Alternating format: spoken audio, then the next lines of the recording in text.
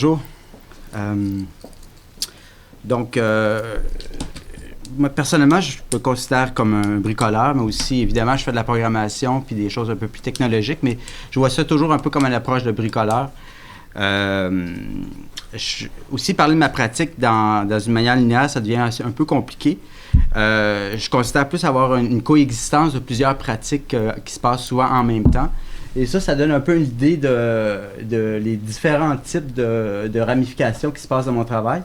Je vois un peu ma pratique comme un peu cet arbre parasitaire qui existe, qui est en fait une forêt constituée c'est un seul arbre finalement qui s'est ramifié. Et chaque tronc constitue un peu un corpus d'œuvres. Selon l'intérêt que j'y mets dedans, il va se développer de plus en plus. Certains de ces corpus-là sont moins développés que d'autres. Certains vont mourir ou vont... Donc, c'est un peu ça. Là, je vais vous montrer surtout ceux qui sont en bleu. On va commencer avec... je vais faire une petite pause avant. OK. L'autre d'avant, juste ça d'avant.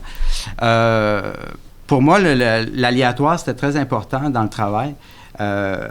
J'aime bien installer des systèmes dont l'électronique va créer de l'aléatoire. Dans le cas de l'installation qu'on va voir, ça se passe dans un moulin où il y a en fait une télévision qui contrôle l'installation. Et c'est ce qui se passe sur la luminosité de l'écran qui va faire les différentes combinaisons entre les moteurs qui sont cachés dans le moulin et les rythmes de l'installation.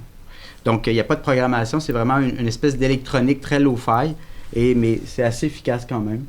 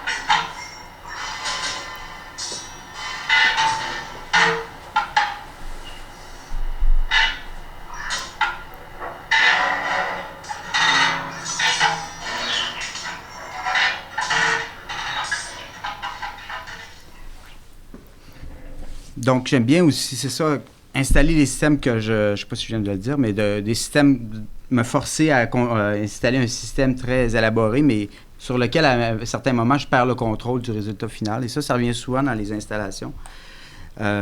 Certaines sont, comme celle-là, par exemple, c'est un système qui est programmé, il y avait une séquence programmée dedans, mais à force de fonctionner, le désordre s'installe autour du chariot et ça devient très, très... ça génère un bordel autour et tout le plancher devient collant et ça devient problématique même pour l'entretien de la pièce. Ça devient une espèce de renversement. Et dans d'autres situations, dans cette série-là de travail sur l'hygiène, j'ai fait une autre installation à la Biennale de Montréal qui, là, c'est un projet, en fait, vous allez voir, dans 4 salles, on déambule dans 4 salles, et c'est les visiteurs, à leur insu, qui génèrent les rythmes de l'installation. C'est parce que j'avais construit des boîtes à rythme, et selon notre position dans l'espace, ça déclenchait des détecteurs de mouvement qui créaient toutes ces combinaisons rythmiques-là de l'installation.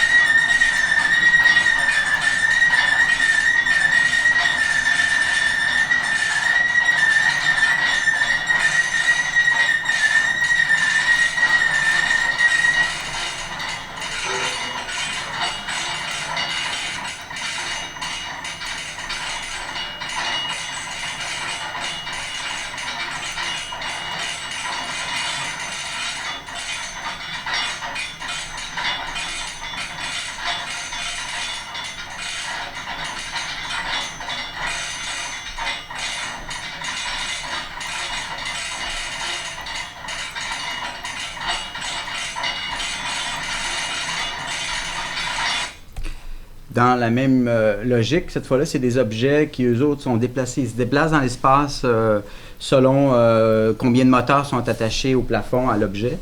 Et certains sont attachés par 3 moteurs ou 2, ce qui donne une certaine liberté de mouvement à l'objet. Et tout ça, c'est aléatoire aussi. Il n'y a rien de programmé parce que le moteur change lui-même de direction selon le poids de l'objet et selon les tensions qui se produisent entre chaque. Donc, c'est relativement low-tech parce que ça prend juste un détecteur de mouvement puis un relais, puis c'est tout. Et le restant se fait naturellement selon l'objet. Et ça m'a amené à force d'en faire. J'en ai fait plusieurs fois, cette installation-là. Et à la fin, j'étais un peu tanné. Je me suis dit, bon, là, je vais commencer à découper les objets. Je me suis mis à découper les objets. Toujours en utilisant les mêmes types d'objets qui réfèrent à l'objet banal, quotidien, au ménage et tout ça. Et ça s'est mis à ouvrir des nouvelles portes vers la déconstruction et une espèce de géométrisation de l'objet, puis de la mise en mouvement. Mais ce qui est particulier dans ces choses-là, c'est que moi, ce que j'aime bien, c'est qu'il y a quelque chose qui se transpose comme presque d'animal ou d'humain, de pathétique un peu dans le mouvement de l'objet, parce que c'est comme si l'objet cherchait à combattre certaines limites qu'il y a. Il cherche toujours à explorer un peu plus loin la limite qui lui est imposée par le système, mais il est toujours en train de se débattre là-dedans. Je trouve que c'est une belle métaphore, si on veut, de l'humain aussi, de nos propres limites qu'on s'impose et d'un système qui nous impose. Pour moi, c'était une façon de parler de l'humain derrière l'objet qui est utilisé par un humain aussi normalement. C'est pour ça que c'est des objets banals. J'aurais pu prendre des objets très, très plastiquement pas référentiels, mais j'ai choisi volontairement des objets qui réfèrent à l'humain, à la main de quelqu'un qui travaille avec l'objet. Et ici, c'est la même idée, les balais qui ont été coupés, sectionnés, des manches de balais, et qui donnent des formes géométriques qui se déconstruisent dans l'espace. On a fait toute une série de ça, les plus complexes. Ça, c'est très complexe, avec une programmation un petit peu plus élaborée, où là, ça se déploie. Je pourrais contrôler parfaitement les formes en utilisant un autre type de moteur et faire des formes très précises dans l'espace. Ça se fait beaucoup. Je ne veux pas aller vers ça. Je trouvais que c'est plus intéressant l'aléatoire, ce que ça donne. J'ai un petit vidéo de celle-là, celle-là ici, qui était présentée à New York, mais qui est une des premières pièces qui a influencé toutes les autres, mais qui n'avait jamais été présentée avant. Puis à New York, je me suis dit, tiens, je vais la représenter. Elle n'a jamais été présentée. Ça donne ça en vidéo.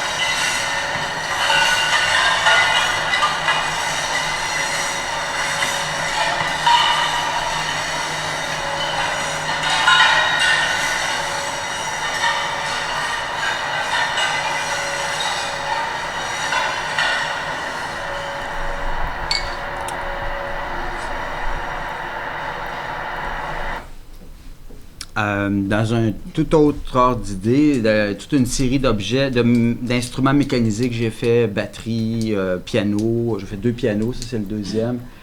Dans cela, c'est un mélange de programmation et d'aléatoire. C'est peut-être la pièce où j'ai programmé le plus, à part la toute dernière que j'ai fait. Mais celle-là, j'ai vraiment rempli la mémoire du microcontrôleur que j'utilisais. J'ai complètement rempli la mémoire, avec des séquences random et assez complexes qui dépendaient du visiteur. Et donc là, il y avait une belle interactivité, une belle qualité d'aléatoire. Parce que, en fait, le problème en programmation, c'est que c'est très difficile d'avoir un vrai aléatoire en programmation. C'est toujours des algorithmes, c'est toujours une mathématique d'une façon prévisible. Et moi, j'ai réussi à détourner ça quand même. Quoique le piano ne fait pas non plus n'importe quoi. Il ne se met pas à jouer une valse ou quelque chose comme ça. Parce que j'ai choisi des notes en particulier. J'ai quand même programmé des choses. Mais à l'intérieur de ça, il y a un phrasé qui est quand même improvisé. Et donc ça, c'était un défi pour moi de le faire. Et la surface du piano est accidentée et réfère en fait à des cracks dans le plancher dans la ville que j'ai photographiée et que j'ai projeté sur le piano pour graver dans le piano, en faisant référence au chaos, justement, au désordre, ces formes-là qui évoluent. J'avais envie d'avoir une même transposition sur le piano que ce qu'il y a dans la composition, dans le fond. Petite vidéo ici.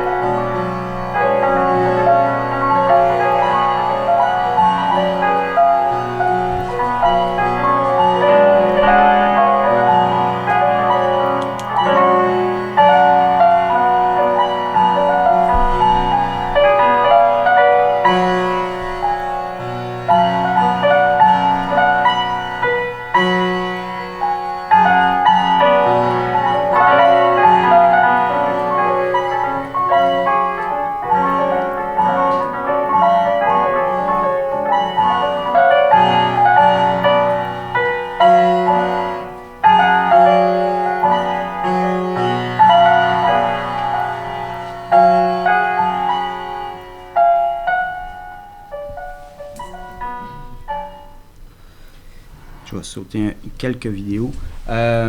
Ici, c'est un projet qui était un peu une obsession pendant une couple d'années, que j'ai pas mal terminé cette obsession-là. C'était sur un enregistrement que j'avais fait lors d'une résidence en Suède, où j'avais enregistré une ventilation. J'entendais un son dans la ventilation qui m'intriguait. Je me suis mis à l'enregistrer avec des microphones et c'est apparu un des sons assez particuliers, comme des cris, comme des sons presque d'oiseaux, des chants. Et peut-être j'ai le temps de le mettre, il n'est pas très long, je vais le mettre. Et c'est suite à ça j'ai décidé de faire une série d'installations qui serait capable de reproduire ce phénomène-là.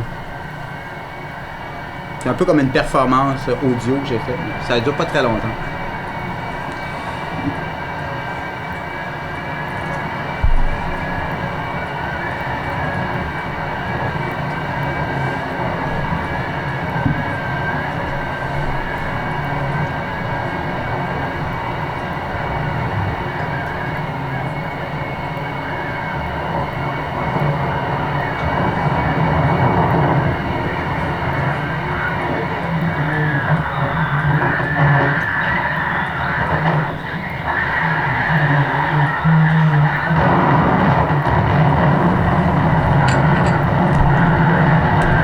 Compris l'idée. Donc c'est ça, pour faire ça, il fallait que je me suis dit, la seule manière de réussir à faire ça, c'est de recréer un système de ventilation. Comme rien m'empêche d'aller faire des trucs comme ça, j'ai fait 8 grands tubes. Je commence à avoir de la misère à les entreposer, par exemple. Mais je me suis dit, j'ai dit, il faut que je le fasse. Fait que là, j'ai commencé à faire un grand tuyau énorme. Il y a 8 tuyaux en fait comme ça qui sont disposables dans l'espace comme on veut, qui s'entremêlent. Il n'y a aucun d'eux qui se touche, c'est vraiment comme des espèces de serpents qui s'entremêlent. Et au bout de chacun, il y a un microphone qui reproduit le même phénomène que j'ai enregistré, puis à l'autre bout, il y a des moteurs de dissimulés dans la structure comme ça.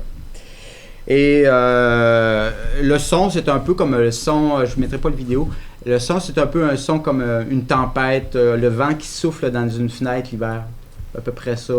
Un son un peu caverneux, qui tourne sur une spatialisation Max MSP. Là, c'est là qui rentre la technologie dans mon travail un peu plus, où là, j'ai dû demander à un technicien spécialiste là-dedans à me programmer une patch Max MSP qui permettait d'avoir une spatialisation libre de ces 8 microphones-là dans l'espace. Et c'était très intéressant pour moi parce que ça a ouvert une nouvelle partie dans mon travail avant j'étais très réfractaire à cette idée-là d'intégrer Max MSP dans mes installations parce que souvent je voyais des installations qui plantaient quand il y avait ça. Alors j'avais peur un peu d'intégrer ça, mais j'ai travaillé avec un très bon programmeur qui fait un travail d'enfer et ça marche super bien. Mais c'était beau la spatialisation que ça donnait, j'aurais pas pu le faire de manière analogique. Puis j'ai poursuivi d'utiliser, j'ai retravaillé avec cette patch-là encore, mais sur d'autres installations qui reprennent la même idée, mais beaucoup plus petites, les structures beaucoup plus petites, beaucoup plus entreposables aussi. Mais le son que je cherchais dans la première, je n'avais pas encore réussi. Je l'avais pas, ce son animal, quelque chose comme ça. Je l'avais pas encore obtenu. Dans celle-là, je commençais à l'avoir. Je dis, ça s'en vient, je commence à l'avoir. Fait que là, j'ai fait cette installation-là. Le milieu, il y a des senseurs à ultrasons, la partie au milieu, qui captent la présence des visiteurs. Mais la distance auquel on est, ça fait tourner les sons dans le haut-parleur plus ou moins rapidement. Mais c'est pas compréhensible quand on est là. On se rend pas. C'est pas une causalité. C'est pas quelque chose qu'on a un effet direct de c'est compréhensible. Et ça, je m'en foutais complètement parce que c'est des choses qui se passent à l'insu du visiteur. C'est pas nécessaire qu'ils comprennent. Ils sont au service de mes installations. Et ça, c'est quelque chose auquel je tiens beaucoup.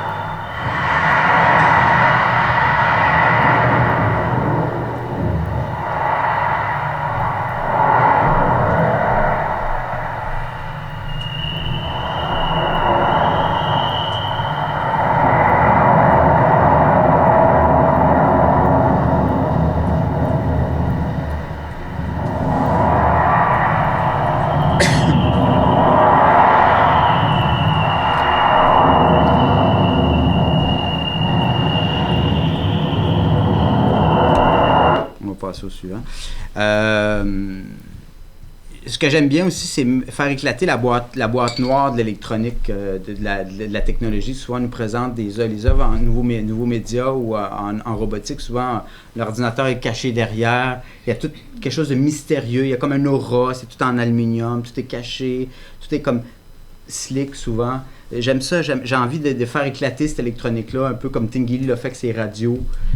Et ses radios éclatées qui deviennent des tableaux. Ça, c'est quelque chose qui m'intéresse. C'est comme ça devient comme une métaphore d'un organisme aussi. Il y a quelque chose comme de cet ordre-là. Et c'est une mise à nu du dispositif. Ça rend, on dirait, la chose un peu plus sympathique aussi. Et ça, c'est un peu la continuité de cette idée-là. Un peu dans le même esprit, vous allez voir. Les sons sont cette fois ici un peu plus proches de l'oiseau. Et l'amplification est autonome cette fois-là. Il n'y a pas de spatialisation max MSP. C'est vraiment auto-amplifié. Chaque système est auto-amplifié.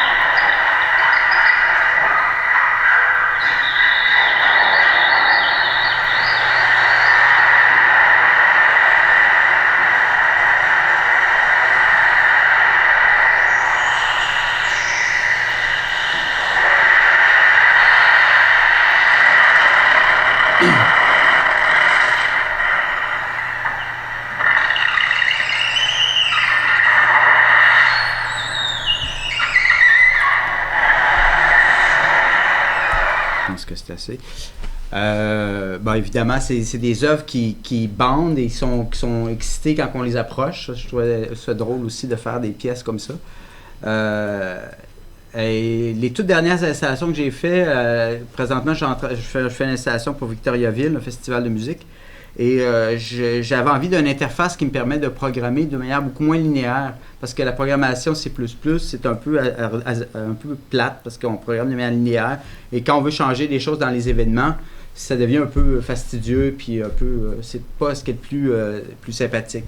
Mais il y a des nouveaux outils de travail maintenant qui existent, qui s'appellent Max for Live, qui est comme une espèce de patch qui permet de spatialiser les événements programmés comme un timeline en musique ou en vidéo. Donc on peut bouger les blocs, les rapetisser, et chaque bloc de couleur qu'on voit correspond à un bloc de programmation que j'ai mis dans chacun des modules qui sont interconnectés par un petit module central qui a servi toute l'installation, qui contrôle toute l'installation. Donc, il commence à avoir dans mon travail un travail beaucoup plus contrôlé, où là, il n'y a plus de dimension hasardeuse. Vous allez voir, il n'y a aucun hasard dans ce qu'on va voir. Tout est complètement orchestré comme une partition. C'est pas dit que je vais toujours faire ça, mais c'est une espèce de tendance, de chose que j'ai fait pour le dernier projet. C'est le dernier vidéo.